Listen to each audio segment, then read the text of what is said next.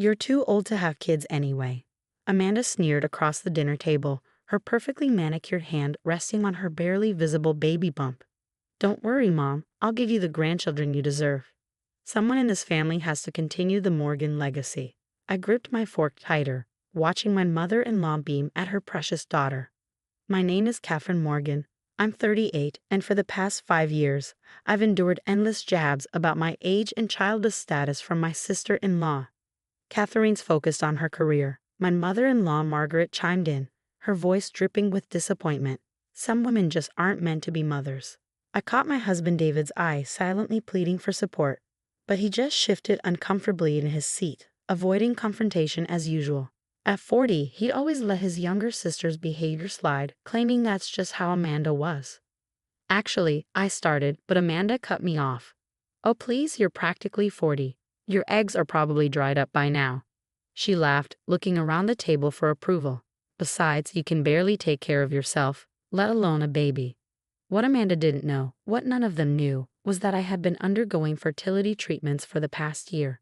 Every morning injection, every doctor's appointment, every hopeful moment and crushing disappointment. I kept it all to myself, knowing they'd only use it as ammunition.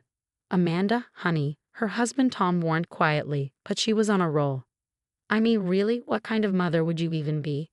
You work crazy hours, you're not exactly maternal, and let's face it, you'd be collecting Social Security by the time the kid graduated high school. The table fell silent, waiting for my usual quiet acceptance of Amanda's cruelty. But something in me snapped. I reached into my bag and pulled out a thick envelope. You know what, Amanda? You're right. I am older. I do work hard. And unlike you, I don't take anything for granted. I slid the envelope across the table. Open it. What's this supposed to be? She scoffed, but I could see curiosity getting the better of her. Go ahead, I encouraged, my heart pounding but my voice steady. Since you're so concerned about my reproductive status, you might find it interesting. Amanda rolled her eyes but opened the envelope, pulling out a stack of medical records, lab results, and most importantly, an ultrasound image dated just 2 days ago. Her face paled as she realized what she was looking at. This can't be. Twins, I said simply, 14 weeks along. Turns out my eggs aren't quite as dried up as you thought. Margaret snatched the papers from Amanda's trembling hands, her eyes widening as she scanned the documents. But how? Why didn't you tell us? Because I said, finally letting years of hurt seep into my voice every time I've tried to share anything important in my life. Amanda turns it into a competition or an opportunity to belittle me. I wanted to experience this joy without her toxicity. David finally found his voice. Honey, why didn't you tell me? I turned to him, tears threatening to fall. I wanted to be sure. I've had 2 miscarriages in the past 3 years, but you were so busy defending Amanda's jokes about my age and childlessness that I couldn't bear to share my pain with you. The silence that followed was deafening. Amanda's face had lost its usual smug expression, replaced by something that looked almost like shame. Margaret clutched the ultrasound photo, tears streaming down her face as she realized how their assumptions and cruel comments had pushed me away during what should have been a shared family joy. 2 miscarriages. David whispered, his face ashen. You went through that alone. I nodded, wiping away a stray tear. I did. And now I'm 14 weeks pregnant with twins, and I've never felt stronger or more ready to be a mother. The family dinner that had started with Amanda's usual mockery had transformed into something else entirely.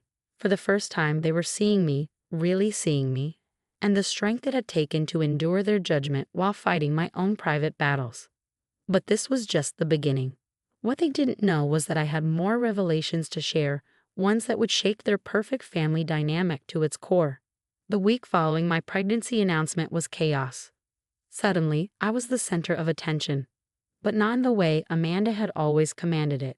Margaret called daily, oscillating between tearful apologies and excited questions about the twins. David walked on eggshells, guilt evident in every tentative gesture. But Amanda's reaction surprised me most. She stopped posting her usual daily pregnancy updates on social media. Her smug maternity photo shoot was quietly canceled. For once, she wasn't the star of the show, and she didn't know how to handle it. Then came the family brunch that changed everything. I've been doing research. Amanda announced, strutting into Margaret's dining room. Twin pregnancies at your age are extremely high risk. You'll probably need to quit your job. I sipped my decaf tea calmly. My doctor says I'm perfectly healthy. In fact, I paused, savoring the moment. She says I'm in better shape than most 30-year-old mothers she sees.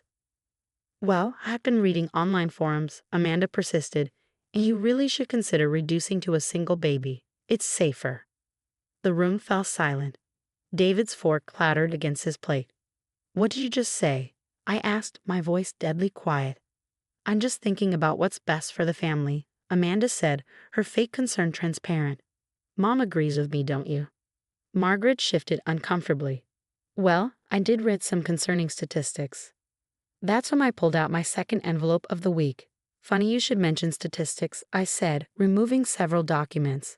While we're sharing medical opinions, let's talk about genetic testing. Amanda's face went white.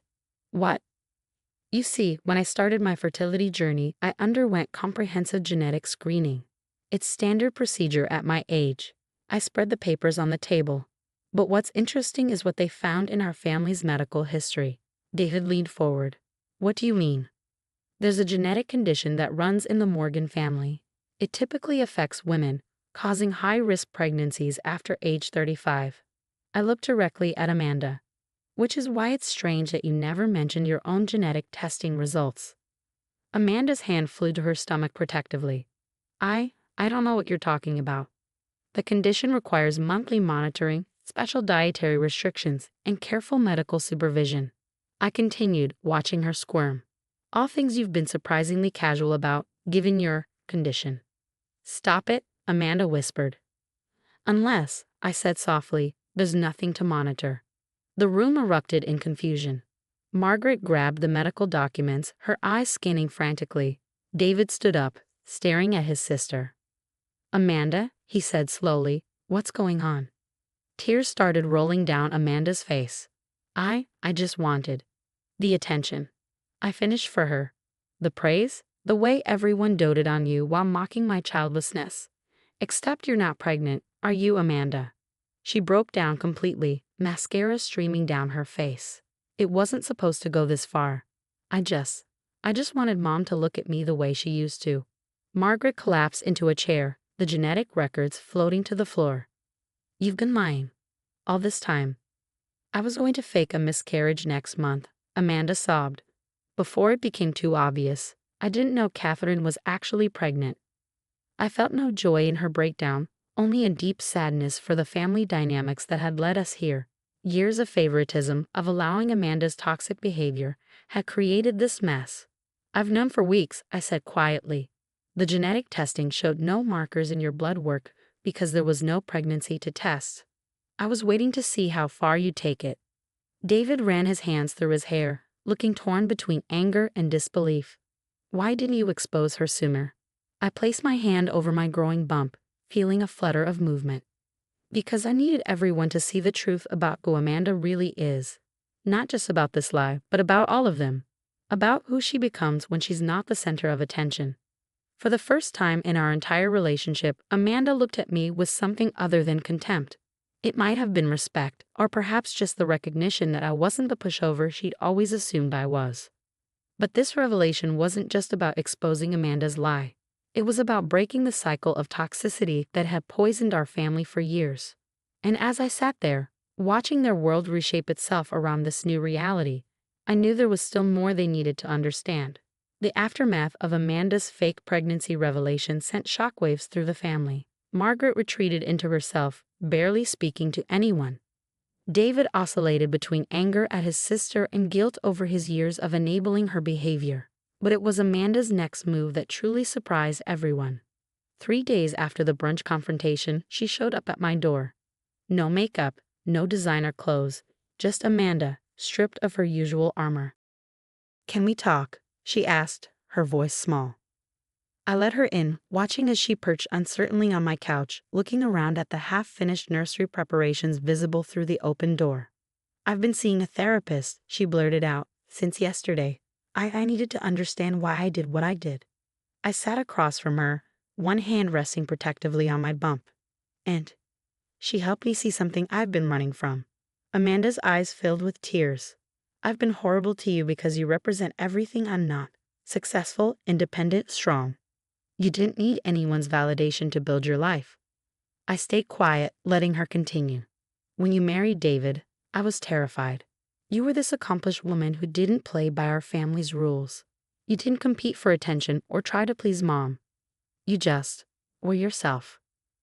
That's why you tried so hard to tear me down, I said softly. She nodded, wiping her eyes. Every time I made a joke about your age or your childlessness, I was really just trying to make myself feel better. But then you announced your pregnancy, and suddenly all my lies felt so pathetic. They were, I agreed, but without malice. And they hurt more people than just me. Amanda looked down at her hands. Mom won't talk to me. David can barely look at me. I've destroyed everything. No, I said, surprising myself with my gentleness. You've just forced everyone to face the truth, including yourself. I stood up and walked to my home office, returning with one final envelope. Amanda eyed it warily. More revelations. Actually, it's an opportunity. I handed her the envelope. Open it. Inside was a brochure for a renowned family therapy center, along with an appointment card for next week. I've booked sessions for all of us, I explained. You, me, David, your parents. We all need to heal from this pattern of behavior that's poisoned our relationships for years. Amanda stared at the brochure, fresh tears falling. Why would you do this for me? After everything I've done. Because these babies deserve to be born into a healthy family, I said, touching my bump. And because despite everything, you're still their aunt. For the first time in our entire relationship, Amanda hugged me, genuinely, without any hidden agenda or competition. The following months brought changes none of us could have predicted. Through therapy, Margaret finally confronted her role in creating Amanda's dependent personality and competitive nature. David learned to stand up for what was right, not just what was easy. And Amanda, she began the hard work of building an identity that didn't depend on being the center of attention. As my pregnancy progressed, I watched our family dynamic shift and heal. Amanda started volunteering at a women's shelter, finding purpose in helping others instead of tearing them down. Margaret joined a grandparent support group, learning to love her children without controlling them. David became the partner I'd always needed, strong and supportive. The day the twins were born, everyone was there, not competing for attention or pushing their own agenda, but truly present for the moment. Amanda was the one who noticed first when I went into labor, calmly calling the doctor while Margaret helped pack my hospital bag. David held my hand through every contraction, no longer looking to others for cues on how to behave. Now, as I watch my daughter Sophie and son James sleeping peacefully in their cribs, I marvel at how life's greatest challenges can lead to its greatest transformations. Amanda sits beside me, quietly folding tiny onesies, occasionally glancing at her niece and nephew with genuine love. Thank you, she whispers, for not giving up on our family. I smile, remembering the long journey that brought us here. Sometimes the hardest battles lead to the most beautiful victories. The sound of David and Margaret's laughter drifts up from downstairs, where they're preparing dinner together, a new weekly tradition. Our family isn't perfect, but it's real now. The facades have crumbled, the competitions have ceased, and in their place, something authentic has grown. As I look around at this new reality we've built, I realize that sometimes the best revenge isn't about getting even. It's about getting better, together.